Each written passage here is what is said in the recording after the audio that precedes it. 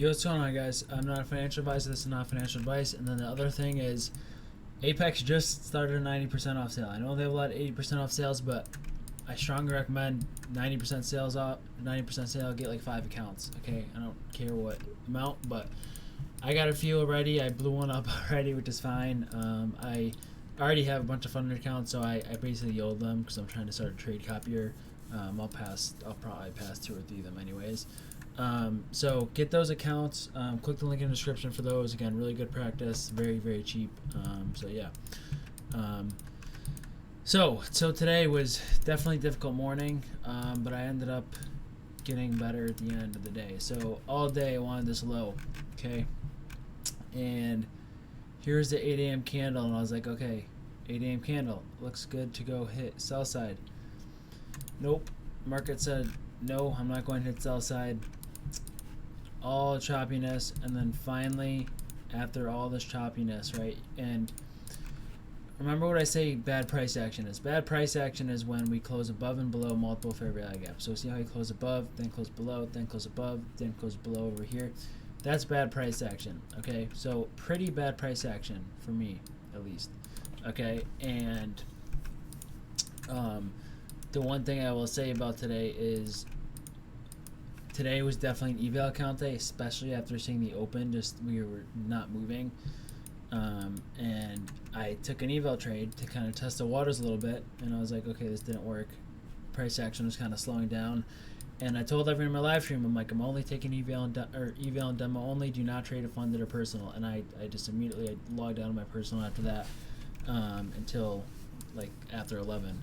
Okay, and the reason why the price was probably like that was because if you look at overnight, we actually got a pretty big overnight move, right? We got like a 20-point move overnight, which is kind of crazy. So I think that was probably the deciding factor in why price action was so bad this morning, okay?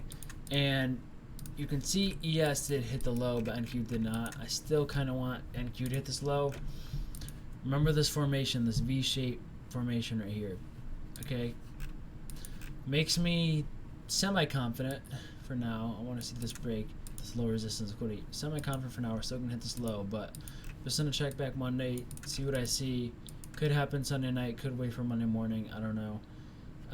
But the first bearish kind of structure I see on Monday, if we get any, we haven't hit this low, I'm pouncing at it right away, and I'm going to try to target this low. So that's kind of my plan. Okay. I tried learning a lot of eval trades this morning. I'm not going to show all of them, but so trying this in eval, and it ended up going my way for a little bit, went like 3 points, and I just ended up stopping me out, and stopped out for -2.5 points. That was my eval count. And then I was like, okay, I know we're going to hit this low. I was very confident we're going to hit this low on sell side, and I said, okay, I'm trying a short. And then I saw this, and I'm like, okay, I'm trying a long now, okay? And then that long in this fair value gap ended up going for 30 points. I did not sell because it was the eval, so I don't really care, and ended up taking the loss, which made me have more drawdown, okay? And then I tried this as an inverse, okay? You can see right here, there was an inverse. Let's see, where was it? Oh yeah, this. And remember what I say, it's bad price action when you see fair value gaps get closed above and then below and then above multiple times. So obviously I did not anticipate this. Just it wasn't clean at all. So messy.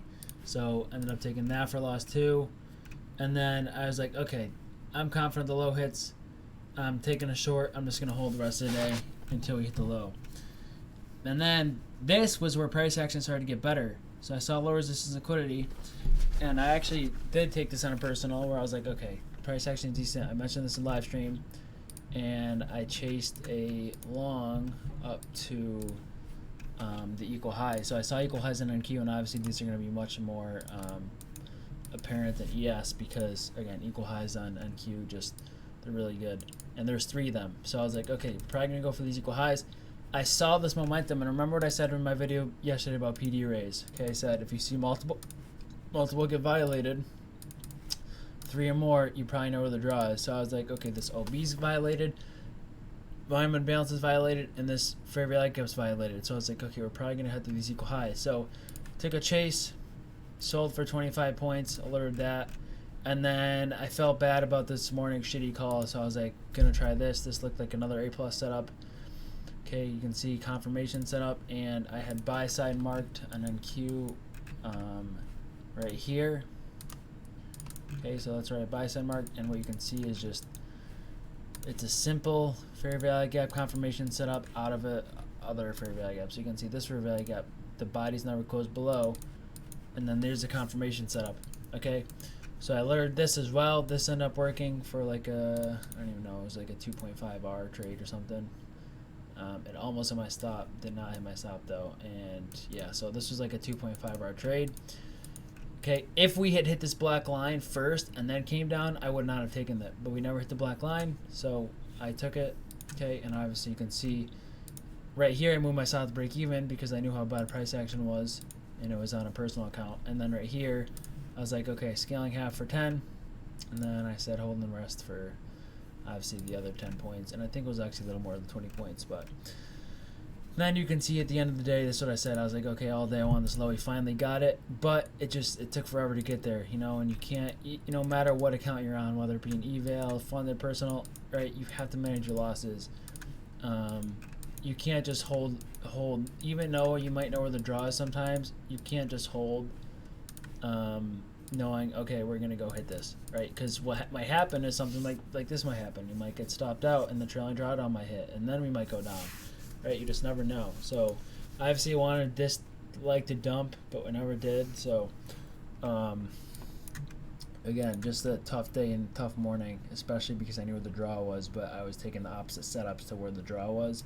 That's how you know it's going to be tough PA, if you see long setups when you know the draw is lower, you know. So that was it for today. Tough day, like I said. If you're red, don't feel bad. Hopefully this review helped you a little bit, but again, remember, large overnight move, just be very careful. This is a pretty big move overnight.